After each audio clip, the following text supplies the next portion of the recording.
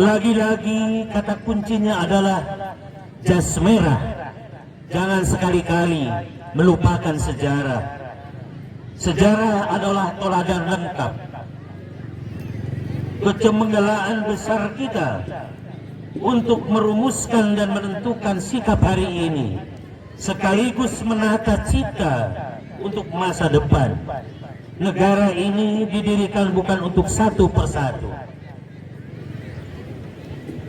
bukan untuk satu persatu dari suku, bukan untuk satu ras, agama maupun golongan.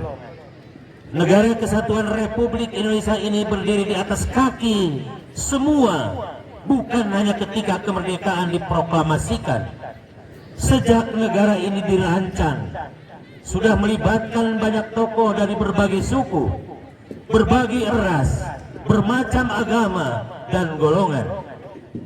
Bung Karno, Bung Hatta, adalah Otto Iskandar Dinata, Sam Ratulangi, Johannes Latu Harhari, A.A. Marimas, Kiai Haji Agus Salim, Kiai Haji Wahid Hasim, Kiai Haji Mas Mansur, Lim King Hian Lip, Raden Ngaten Siti Sukavitana, Raden Ayu Maria Ulfah, dan masih banyak tokoh lainnya yang tidak memandang apa sukumu, apa rasmu, apa agamamu, dan apa golonganmu. Apakah mereka semua sepaham? Semua punya pemikiran dan pandangan masing-masing. Tapi demi dan untuk berdirinya sebuah negara bernama Indonesia, semua akhirnya melebur, menyatu, menata, dan menyatukan niat. Tidak ada lagi yang namanya perwakilan Islam, tidak ada lagi yang namanya perwakilan Kristen, tidak ada lagi yang namanya perwakilan Hindu dan Buddha, Konghucu, Jawa, Sunda, dan Maluku, Minang, Kalimantan, atau Madura. Yang ada cuma satu, Indonesia merdeka. Sungguh tidak terbayangkan apa jadinya kita saat ini jika para pendahulu kekeh ngotot dengan ego golongannya.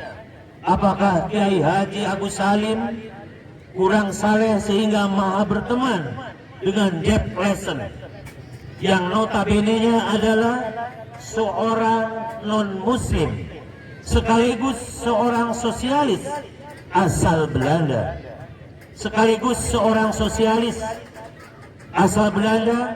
Keimanan Kiai Haji Agus Salim tidak kurang sekalipun dengan keakraban itu.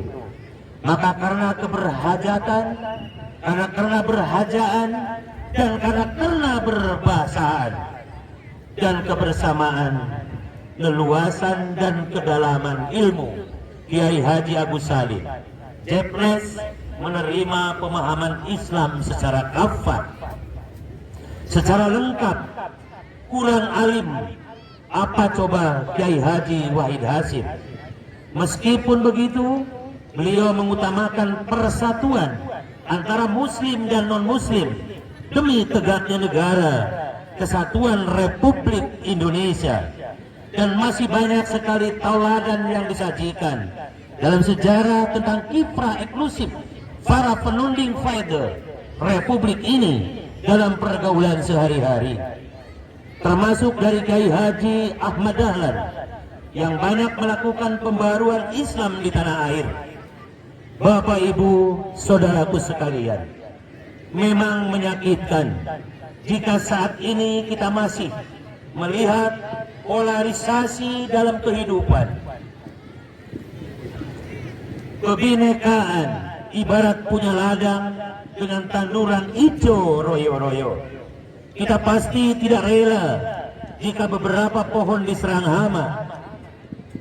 Kita pasti tidak bisa diam membiarkan hama itu semakin meluas, menyerang semua tanduran sehingga kita gagal panen, rugi, bahkan memupuskan harapan kita sebagai petani, maka pupuk harus kita tebar, obat pembasmi hama harus kita semprotkan demi kemakmuran bangsa. Kita memang tidak kuasa menghindari masalah. Bapak Ibu peserta upacara yang saya hormati, tapi kita punya sejuta daya untuk menghadapi dan mengatasi segala makro. Presiden Joko Widodo telah memberikan contoh sebagaimana negara kita mampu menghadapi sekaligus mengatasi berbagai krisis, mulai dari krisis kesehatan karena pandemi COVID-19 maupun krisis pangan, energi serta keuangan yang lahir karena dampak peperangan Rusia Ukraina. Bahkan dalam pidato kenegaraan di depan DPR dan MPR kemarin beliau menyampaikan saat ini Indonesia pada puncak kepemimpinan dunia, maka capaian tersebut harus kita imbangi dengan perkuatan dari daerah. Syukur alhamdulillah jika inflasi nasional mampu mempertahankan di angka 4,9%, maka Jawa Tengah memperkuat dengan kemampuan menekan inflasi di angka 4,28%. Jika pertumbuhan ekonomi secara nasional tumbuh sebesar 5,44%, maka kita terkuat juga pertumbuhan perekonomian Jawa Tengah sebesar 5,66%. Capaian itu juga kita imbangi dengan surplus perdagangan, karena ekspor kita mencapai 1,1 miliar, sementara impor sebesar 1,09. Bapak Ibu, saudaraku peserta upacara, tidak pernah tercatat perselisihan itu akan membawa kemakmuran. Suriah, Afghanistan, Irak dan Lebanon hancur karena permusuhan antar warganya. Jika kita bisa berkawan, jika kita bisa berdamai, kenapa mesti berselisih dan bermusuhan? Saya salut dan mengucapkan terima kasih kepada seluruh saudaraku di Jawa Tengah yang selama ini tetap guyub rukun, bersatu padu, saling hormat menghormati tanpa rasa saling mencaci. Mustahil kita bisa senang dan hidup seperti Cilacap Gayam. Maka sabarlah, rasa itu kita bangun kebersamaan.